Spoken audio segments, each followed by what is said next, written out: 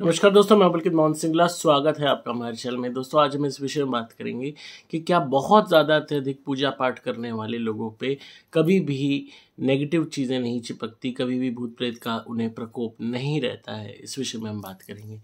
दोस्तों, बहुत लोग इस मिसकंसेप्शन को जीते हैं कि वो बहुत ज़्यादा पूजा पाठ करते हैं तो उनको तो कभी कुछ हो ही नहीं सकता, उनके ऊपर तो कभी कोई नेगेटिविटी का इफेक्ट आ ही नहीं सकता। और यही एक गलती है जिसके कारण लोग ओवर कॉन्फिडेंस में आके मिस्टेक्स करते हैं, और वो भी जानबूझ के करते हैं। ये कहानी एक इन शख्स की जो बहुत पूजा पाठ करता था, बहुत मंदिर जाता था, यहाँ तक कि बहुत धार्मिक स्थलों पे जाता था और तीर्थ भी करता था। पर वो चीज़ उसकी कब आत्मविश्वास का ओवर कॉन्फिडेंस में बदल गई उसको पता नहीं चला। एंड उसने सोच लिया कि वो कुछ भी एक्टिविटी कर ले उसको कभी भी नेगेटिविटी नहीं चिपकेगी। डेलिबरेटली वो हॉन्टेड प्लेसेस पे जाता रहा, डेलिबरेटली वो जो भी प्रेत रोगी हैं उनको जो है उनसे कम्युनिकेट करता रहा, यहाँ तक कि उसके पास कोई शक्ति ना होते हुए, पावर ना होते हुए, वो जहाँ पे नेगेटिविटी का आवाज़ ज़्यादा ऐसे स्थानों पे जाता था, जस्ट टू प्रूव हिमसेल्फ कि भाई उसका कोई भी नेगेटिविटी कुछ नहीं बिगाड़ सकती। यहाँ तक कि अपने लोग किसी की कोई जानकारी में किसी की मृत्यु होती है तो कोई उसमें जाता है, ये जिसको नहीं जानता उसकी मृत्यु में भी चला जाता था, जस्ट टू प्रूव हिमसेल्फ कि वो बहुत पूजा पाठ करता है, उसको तो कभी नेगेटिविटी लग ही नहीं सकती। और यहाँ तक कि उसको इतनी समझ नहीं थी कि वो इस बात को समझे कि जो प्रकृति है उसने अधिकार सबको दिया है। अगर पॉजिटिविटी को दिया है, नेगेटिविटी को भी दिया है। अगर कोई भी आप ऐसी हरकत करते हो जिससे आप इन चीज़ों को ट्रिगर करते हो तो ये आपको नुकसान दे सकती हैं। इस इंसान ने बेवकूफ़ी यहाँ क्या की कि जहाँ पे कोई भी ऐसा स्थान है कि जहाँ किसी की कब्र बनी हुई है वहाँ पे इसने भोजन किया। यहाँ तक कि पूजा पाठ करने के बावजूद भी इतनी समझ नहीं आई कि किसी भी पेड़ के नीचे तुम पेशाब कर रहे हो तो तुम सोच के करो। रात के वक्त भी तुम कर रहे हो और तुम कहते हो कि हम तो बहुत पूजा पाठ करते हैं, कुछ नहीं होता है सब। यहाँ तक कि इस इंसान ने एक हॉन्टेड घर भी खरीद लिया, और जस्ट बिकॉज वो सस्ते में मिल रहा था, और इसने कहा कुछ नहीं होता, सब बेकार की बातें हैं, मेरा कोई कुछ नहीं बिगाड़ सकता। जब ये शिफ्ट हुआ उस घर में, उसके बाद से इसको प्रॉब्लम बढ़ने लगी, हेल्थ इश्यूज आने लगे, घर में बहुत ज़्यादा कलेश रहने लगा। इसने उस घर में भी खूब पूजा पाठ की, पूजा पाठ में कोई कसर नहीं छोड़ी, पर पूजा पाठ में भी विघ्न आने लगे। भगवान को देख के मन में गंदे विचार आने लगे, क्योंकि इसका सामना इस टाइम बहुत ही हैवी डिमोनिक एनर्जी से हो रहा था जो उस घर में वास करती थी। शुरू का जो ओवर कॉन्फिडेंस था वो इतना बढ़ चुका था कि सोच रहा था कि इसके पास ताकत है, ये कुछ कोई भी पूजा पाठ के कारण कोई भी एनर्जी इसका कुछ नहीं बिगाड़ सकती। अब उस मकान में रहने के बाद फाइनेंशियली इतना ये क्रंच हो गया, इतने इसके हालात बिगड़ गए कि ये एक नया मकान भी अफोर्ड नहीं कर सकता था और ना ही उस मकान में रह सकता था, पर तब भी उसमें रहना पड़ रहा था। पूजा पाठ नहीं होने लगी। ऐसे जो इंसान रोज़ पूजा पाठ करता था इतनी ज़्यादा, उसकी पूजा पाठ कम होती चली गई, यहाँ तक कि उसको चिढ़ होने लगी। और क्योंकि जब भी वो पूजा पाठ करता उसको आंसू आते, उसको उबासी आती, उसको रोना आता, उसको सेक्सुअली नेगेटिव फील होता, यहाँ तक कि भगवान के प्रति मन में गलत विचार आते, यहाँ तक कि गालियाँ तक ये निकालने लग गया था। धीरे धीरे ये पोजेस हो चुका था, ये बात इसे पता नहीं थी। बहुत ज़्यादा इसको अत्यधिक गुस्सा आता था, चीज़ें फेंक के मारता था, झगड़ा करता था। धीरे धीरे कम्प्लीटली इसकी पर्सनैलिटी चेंज हो गई। बहुत ज़्यादा पूजा पाठ करने वाला, पूजा पाठ करनी उसने कम्प्लीटली बंद कर दी। अब यहाँ क्या देखने को मिला कि इसकी शुरुआत उस मकान से नहीं हुई जहाँ पे शिफ्ट हुआ। असली शुरुआत इसकी खुद की गलतियों से हुई जो इसने करी। कुदरत में हर चीज़ को स्थान दिया गया है, इन एनर्जीज़ को भी स्थान दिया है। ये रात को भी अगर भ्रमण करता था तो परवाह नहीं करता था, चौराहे को भी लांघ जाता था, ये जानते हुए भी कि वहाँ पे सबसे ज़्यादा टोटके होते हैं। और यहाँ तक कि हर एक की मृत्यु में पहुँच जाना, शमशान घाट में चले जाना, यहाँ तक कि ऐसी वीरान जगहों पे जाके वहाँ पे कोई भी भोजन करना, जस्ट टू प्रूव कि सब कुछ ये चीज़ें इसको अफेक्ट नहीं कर सकती। तो वहाँ से ही इसको नेगेटिविटी का शुरुआत हो गई थी, आत्मिक शक्ति कमज़ोर होनी शुरू हो गई थी। और उसके बाद जब इसने जानबूझ के हॉन्टेड मकान ख़रीदा कि भाई ये बहुत सस्ते में मिल रहा है, उसके बाद वो चीज़ें और भी ज़्यादा बिगड़ गई। अगर आप इस कहानी से इस बात का निष्कर्ष निकालता है कि आप कितने ही पूजा पाठ कर लो, पर इसका मतलब ये नहीं है कि आप इन चीज़ों को छेड़ो जानबूझ के। अब पूजा पाठ तो दुनिया करती है। अगर आप पूजा पाठ करते हो, ट्रक के आगे आके खड़े हो जाओगे, सामने से ट्रक आ रहा है, आप उसके आगे खड़े हो गए कि अब तो भगवान हमें बचाएगा, तो आप बच पाओगे? ट्रक आपको कुचल के आगे निकल जाएगा। ईश्वर कभी भी कर्मों में हस्तक्षेप नहीं करते। हमें क्यों पृथ्वी पर डाला गया है, क्यों फेंका गया है इन शरीरों में? हमारी आत्मा क्यों इस शरीर के माध्यम से इस जगह पर रह रही है? ये हमारा सूट ही तो है। जैसे एस्ट्रोनॉट जाता है चांद पे, सूट पहन के जाता है, बिना उसके वो उस पर वास नहीं कर सकता। इसी तरीके से हमें ये शरीर दिया है हार्ड मास का, ताकि हम इस धरती पे कुछ वक्त बिता सकें, और इसीलिए हमें कर्मों की आज़ादी होती है। हर इंसान अपना कर्म करता है अपने हिसाब से। क्या उसमें रोक होती है? बुरा करने वाला बुरा करता है, अच्छा करने वाला अच्छा करता है। तो भगवान किसी के कर्मों में हस्तक्षेप नहीं करते। अब आप कर्म कर रहे हो, किसी एनर्जी को छेड़ रहे हो, या उसके स्थान पे, विराट स्थान पे जा रहे हो, वो वहाँ शांत बैठी, वहाँ आप कुछ खा रहे हो, हरकतें कर रहे हो, तो ऑटोमेटिकली आप उसको ट्रिगर कर रहे हो, तो वो भी अपना कर्म करेगी आपको अफेक्ट करने का।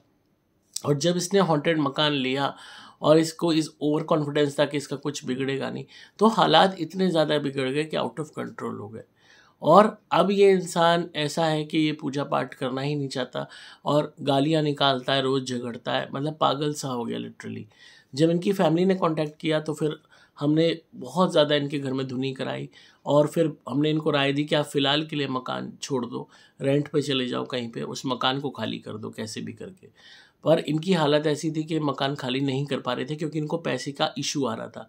तो फिर हमने कहा कि आप धुनी कुछ टाइम करो, उससे एनर्जी सारी शांत हो जाएंगी, उसके बाद आप कुछ टाइम रेंट पे आप रह लेना, और क्योंकि आपको फाइनेंशियली इश्यूज आने बंद हो जाएंगे, पैसा आने लगेगा।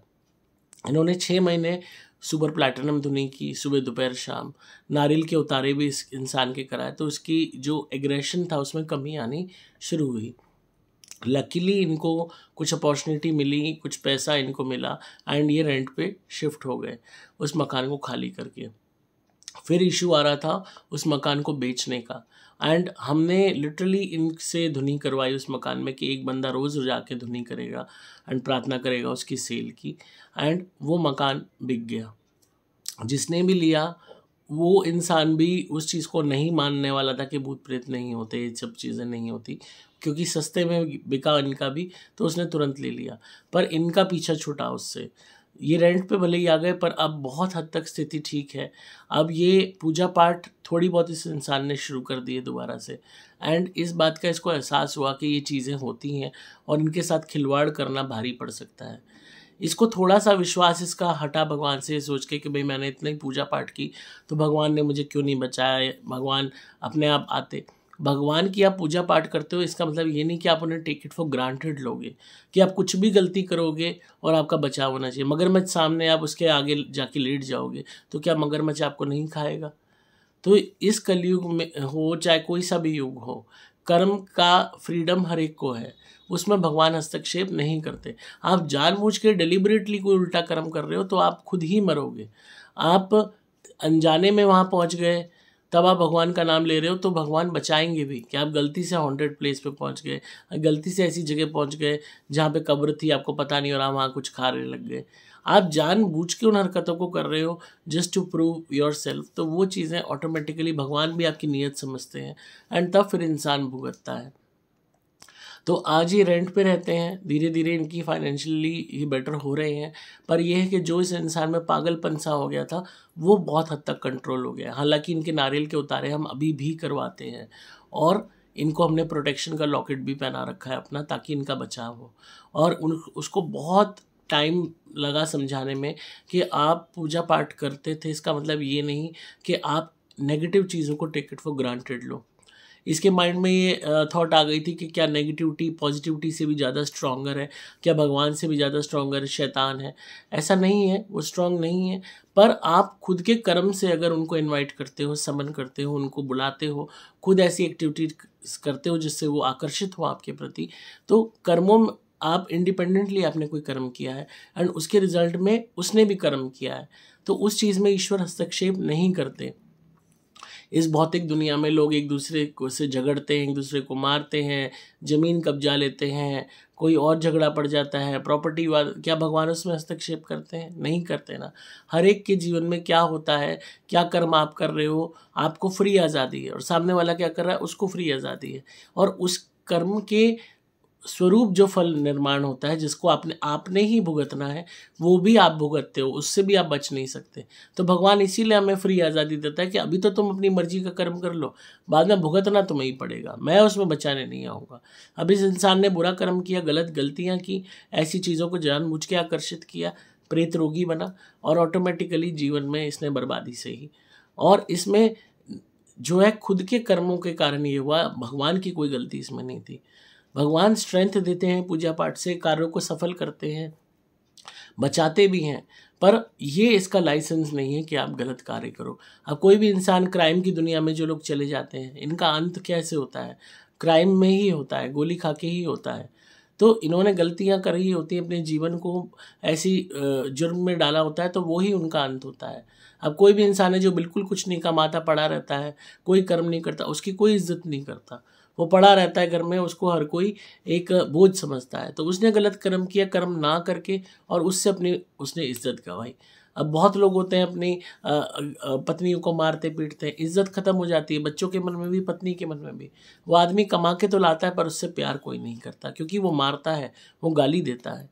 तो इसी तरह हमारे हर कर्म के स्वरूप फल निर्माण होता है, जो हमें भुगतना पड़ता है। तो हमेशा इस बात को ध्यान रखिए कि अगर आप पूजा पाठ करते हैं, तो ये लाइसेंस नहीं है इस बात का कि आप किसी भी नेगेटिव एनर्जी को छेड़ सकते हैं। आप कोई भी ऐसा गलत कृत्य कर सकते हैं जिससे ये चीज़ें आकर्षित हो। अगर आप ऐसा करेंगे तो ऑटोमेटिकली आपको जीवन में परेशानियाँ आ सकती हैं। तो आई होप इस वीडियो से आप सबक लेंगे। आप पूजा पाठ कीजिए, पर इन चीज़ों के साथ कभी भी खिलवाड़ मत कीजिए, जानबूझ के इनको मत छेड़िए। और बहुत लोग इस तरह गलतियां करते हैं, इन चीज़ों को प्रूव करने के लिए कि नहीं होती, ऐसी हरकतें करते हैं, और फिर अपने जीवन में बैड लक को ले आते हैं, और जीवन बर्बाद हो जाता है। कोई भी आपको जगह मिल रही है, बहुत ही सस्ते में मिल रही है, पता कीजिए कहीं वो हॉन्टेड तो नहीं है, कहीं वहाँ पे कोई और दिक्कत तो नहीं है। उसको तभी लीजिए जब आप पूरी तरह श्योर हो कि वहाँ पे कोई भी तरीके की गलत ऊर्जा का वास नहीं है। एंड अगेन, हर मकान का वास्तु ज़रूर देखिए, उसका वास्तु कैसा है। तोड़ के बनाना है तो बात अलग है, आप वास्तु सुधार लोगे, पर अगर उसी में एज इट इज़ रहना है तो उसके वास्तु को ज़रूर देखिए। खराब वास्तु से भी ये ऊर्जाएँ आकर्षित होती हैं। तो थोड़ा सा इन बातों का ध्यान रखेंगे तो बहुत बचाव होगा। हर एक की मृत्यु में मत जाइए, बहुत ही कोई नेसेसरी है तब जाइए।